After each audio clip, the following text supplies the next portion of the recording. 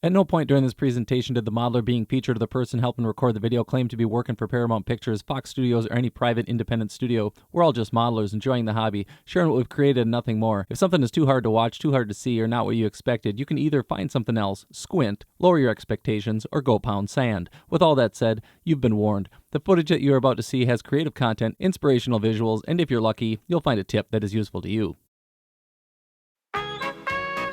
Welcome to their content-packed 3 layouts tour with part 1 with Greg Smith of the Great Northern in the late 1960s, Paul Butkowski in the Central Minnesota and Western, as well as Graham Stockfield checking out the SOO line from Australia.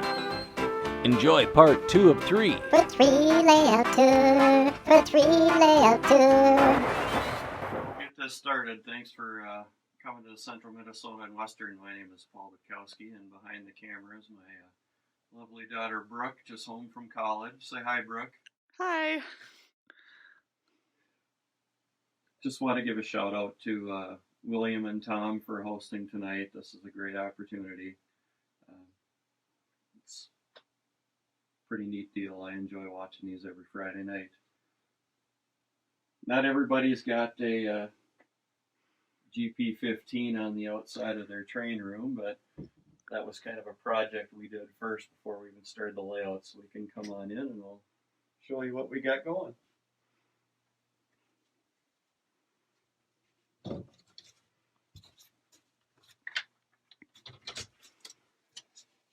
Kind of start with just an overall concept of the layout.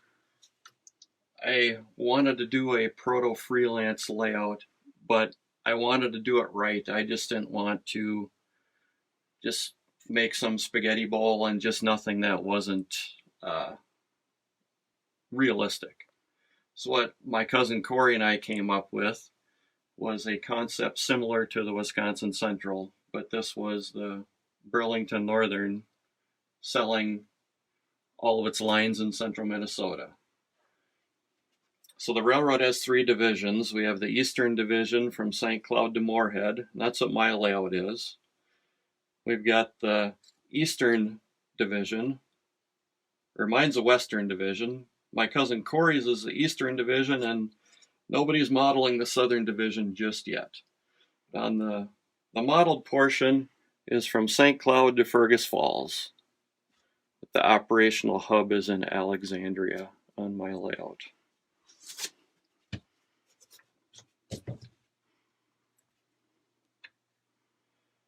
The layout size it's approximately 21 or 22 by 18.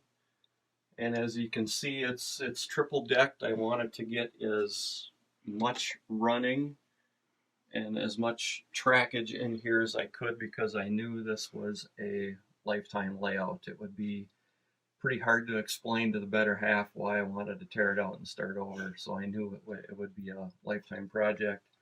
I started it about 15 years ago. And at the time we had 2 small kids, so it was a lot of starts and stops. But now they're both grown and I've gotten a lot more time to work on the layout. One of the things, Brooke, if you want to show, all my bench or all my sub road bed is spline.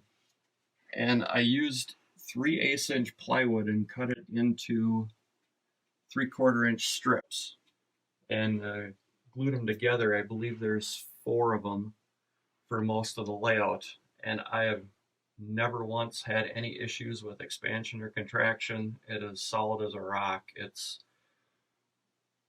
a really neat way of doing it. It was really cheap at the time. You know, just buy a little 2x4 sheets of plywood from Menards and rip them, and that'd be enough to last me for quite a while during the construction. Why don't we show the Helix Brick inside here? And I made the Helix the same way with the splines. And again, I've never had an issue with expansion or contraction. It's just all glued together with the Elmer's construction glue. And it seems to work out awesome so far. I'll kind of give you an overview of the roster. It's all first generation power. With this being our original paint scheme my cousin Corey and I came up with. Most of the locomotives are Intermountain GP10s with a couple of Athearn GP9s. This is a Walther's mainline GP9, but I added a different cab, and there's a few other little oddballs in there. We needed a slug, so the CF7 was a nice donor for that. We converted that to a slug. The railroad became a little prosperous a few years ago, and we decided to do a retro paint scheme on a couple locomotives. So we came up with the Great Northern simplified paint scheme. I had Circus City Graphics do all my decals. He did the logo and everything. Did an awesome job. And then further down this way, I just got a wild hair and decided to do a Northern Pacific painted locomotive too. And that one would be from my cousin's lines east on the line from Hinckley to North Branch. Can I ask a question? You can ask a question. What's the radius of the Helix? The radius is approximately 26. I think it's 5 foot across, maybe 6 feet across on the outsides. It's built so strong we use it as a tornado shelter when the kids were little. We would say, bad weather's coming, get down into the Helix. And then where are we from again? We are from Sauk Rapids. We've been here about 20 years. So enough babbling on. Let's get a train running and I can show you the layout. This would be train number 121. It is the Moorhead to St. Cloud way freight. This would be it's in the staging yard now. That represents Fergus Falls.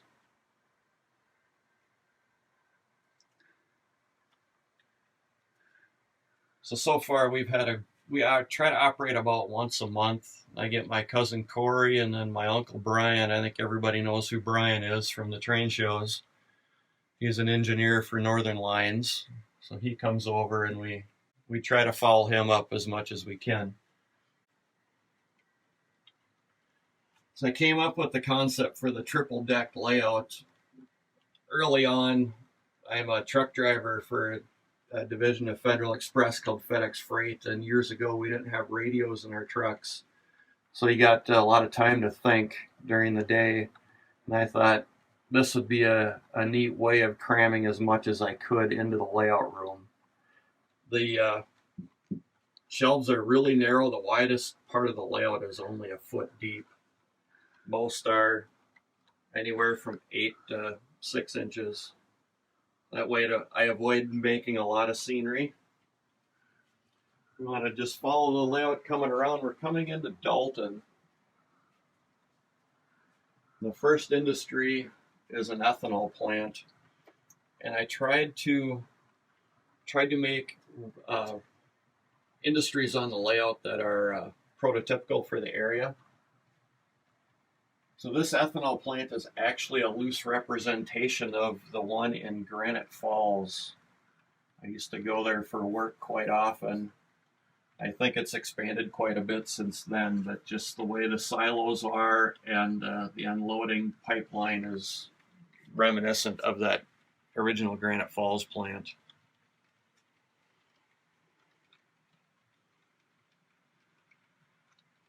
We'll let the train go by here. I want to show everybody an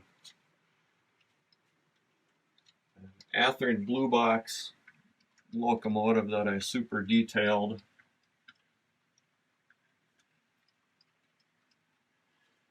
Most of my cars are weathered.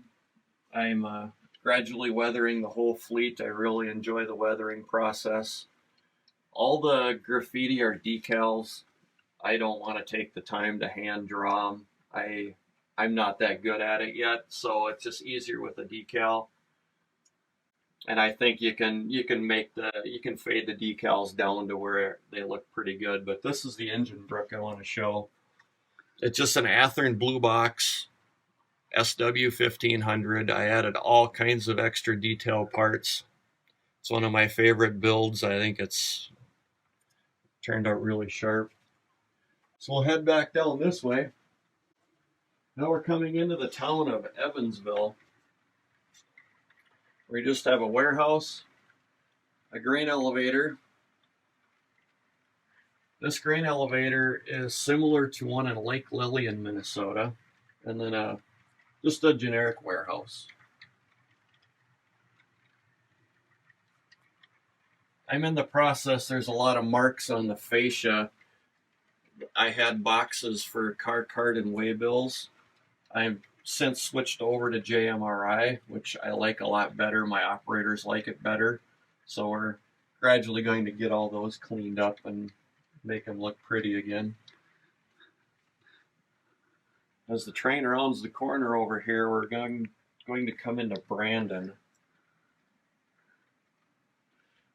I just finished up this grain elevator, and all it is sheet styrene and PVC pipe. I just wanted something to fill in the corner, and I'm too cheap to buy a Walther's kit and kit bash and tear it apart.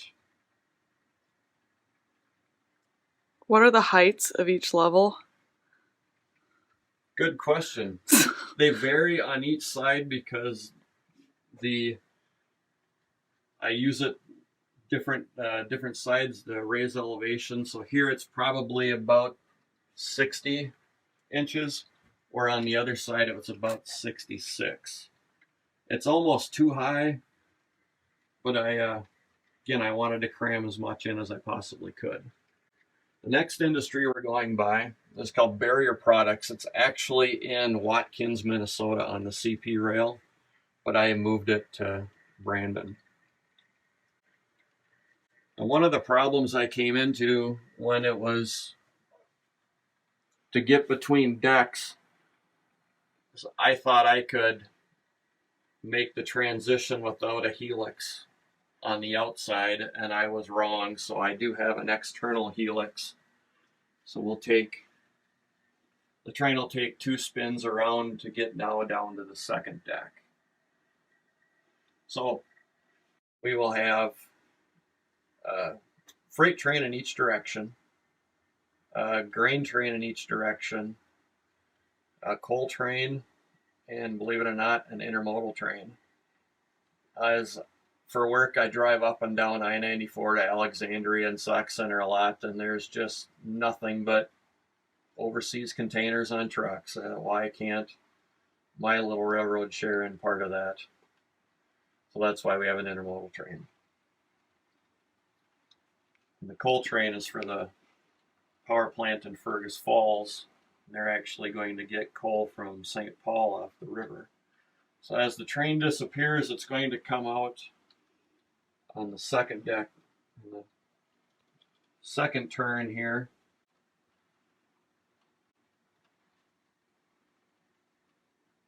So the helix is at the end of the peninsula, and the wall is kind of L-shaped to get into the door. So it's the walkway is kind of like a folded dog bone.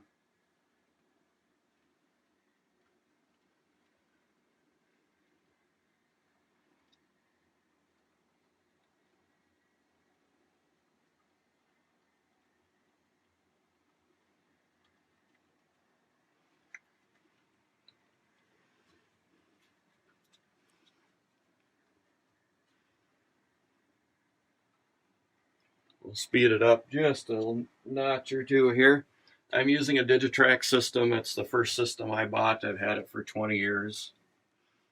I've never really had any issues with it. I switched over to all UT4 throttles, and I'm eventually going to go wireless.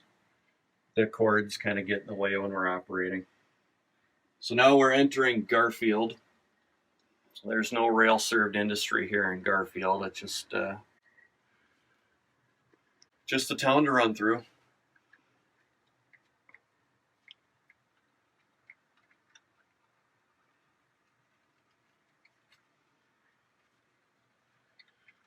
On the door going across, I've never had any issues with this, either with expansion or contraction. Been pretty fortunate. Like Greg had said on his video, I run a dehumidifier in the summer, but I don't do anything in the winter, and it seems to be fine.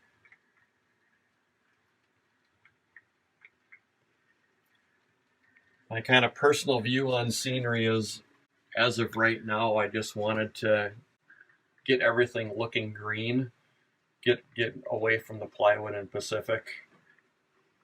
As I get better, I want to, come back and touch up a few places here and there that need it. We're entering Alexandria right now, and American Freightways is the trucking company that I originally started with that was purchased by FedEx. The first industry is and this is Magellan Pipelines.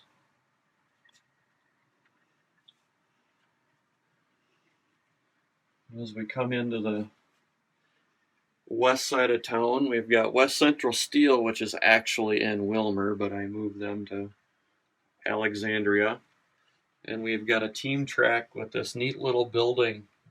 I saw a building like this in Kirkhoven, and I thought that would be perfect. It's all just scratch built out of styrene. Here, I'm going to cheat, Brooke. I want people. Here, come here, and this is our yard switcher. It's a Athearn MP15 AC. It's the most modern locomotive on the Western Division, and it just had to get a Great Northern paint job.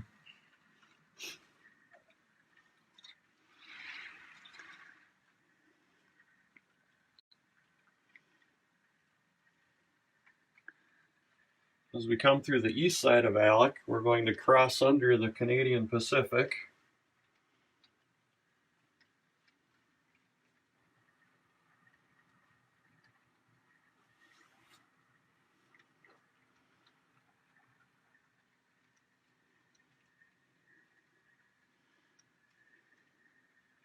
And then the two industries on this side of town are JME Cement and Juno Plastics.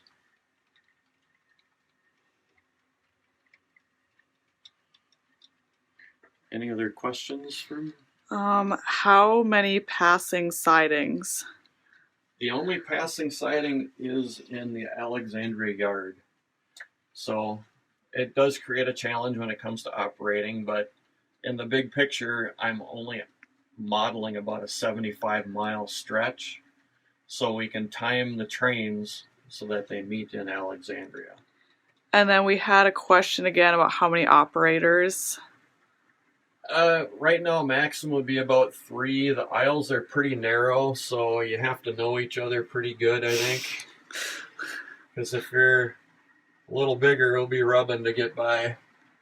And then maybe at the end we can go over the swinging gate again. People had questions about how you built it. Yeah. And just how it worked a little bit better. Yep.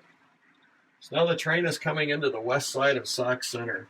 Here we've got our branch that goes off to Long Prairie, and we've got the branch line engine back there.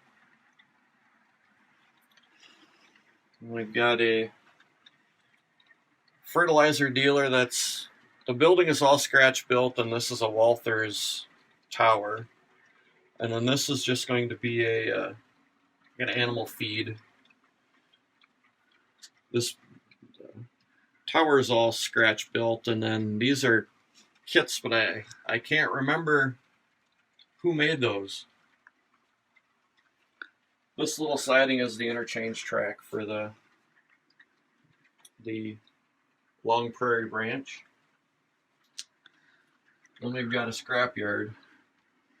We've got one of the famous little cranes that probably everybody has bought from Scale Model Supplies over the years.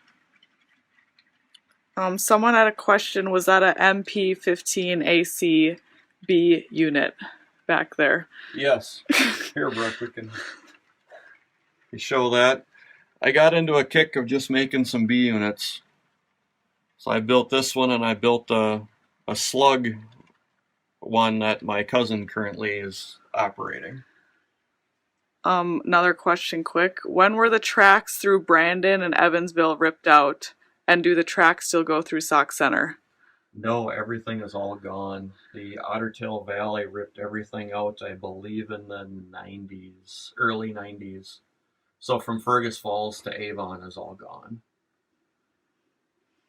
So now the train is back on the second of the outer helixes. It'll take 2 more trips, and then we'll get to the first level.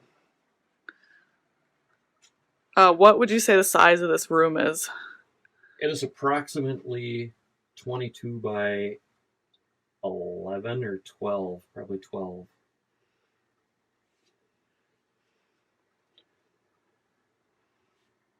Speed up the train a little bit, it slowed down for some reason.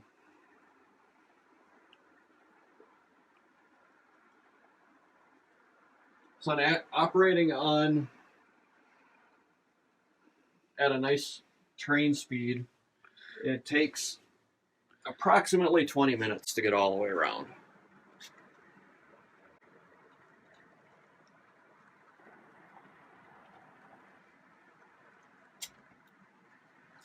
So this is my messy workbench.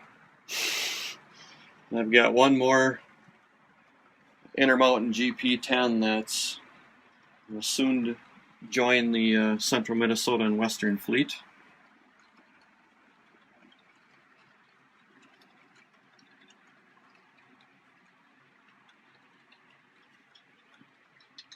This is my one and only attempt at a Central Valley bridge, and I don't know if I would ever do one again. That was a challenge. Now the train is coming into Albany. These 2 structures are from my friend Dave's company, JL Innovative Designs. So in the 2 businesses, we've got a gas company. I totally scratch built that stand for unloading. And then we've got a fertilizer dealer. That building is all scratch built. The little station here is a Monroe Models kit. That's their Milwaukee depot. I tried to GN it. So here we're crossing under the SOO line that went through Albany.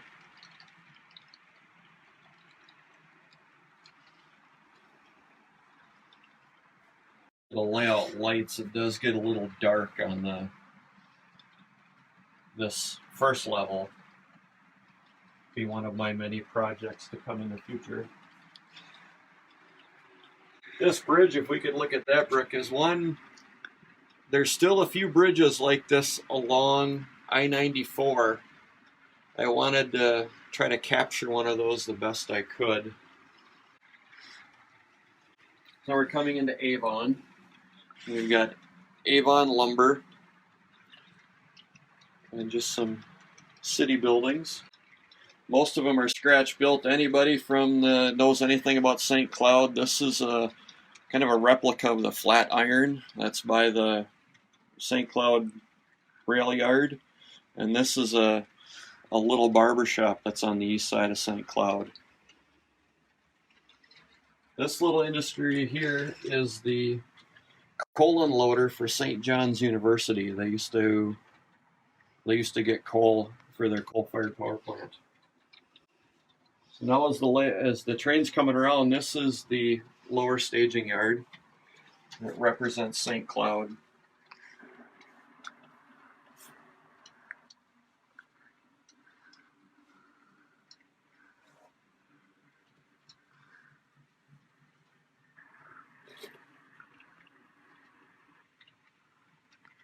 So the train in the yard would be the empty St. Cloud to Fergus or Moorhead grain train.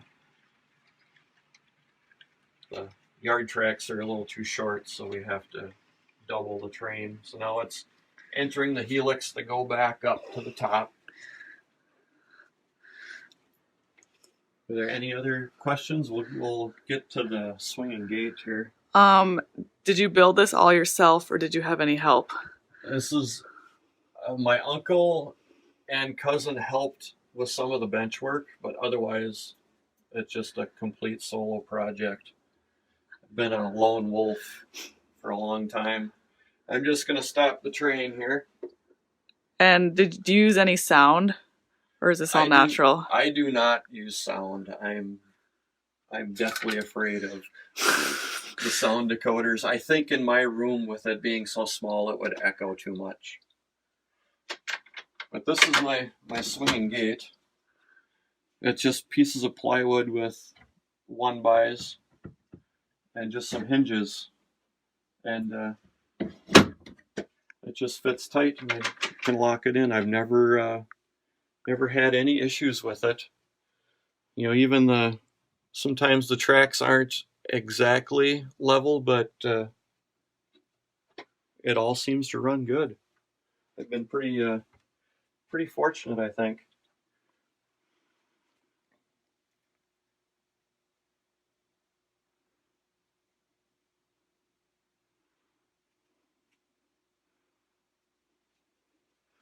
People like the shelf. Well, good. But if there's any other questions, please ask. See what else I can show you. We could come around here, back around the other side.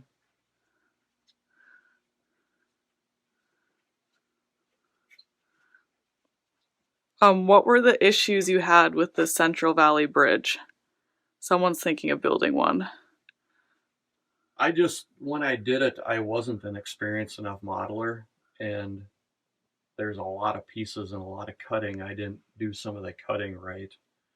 So I would definitely do it different if I were to build another one, but thankfully I don't need to do it.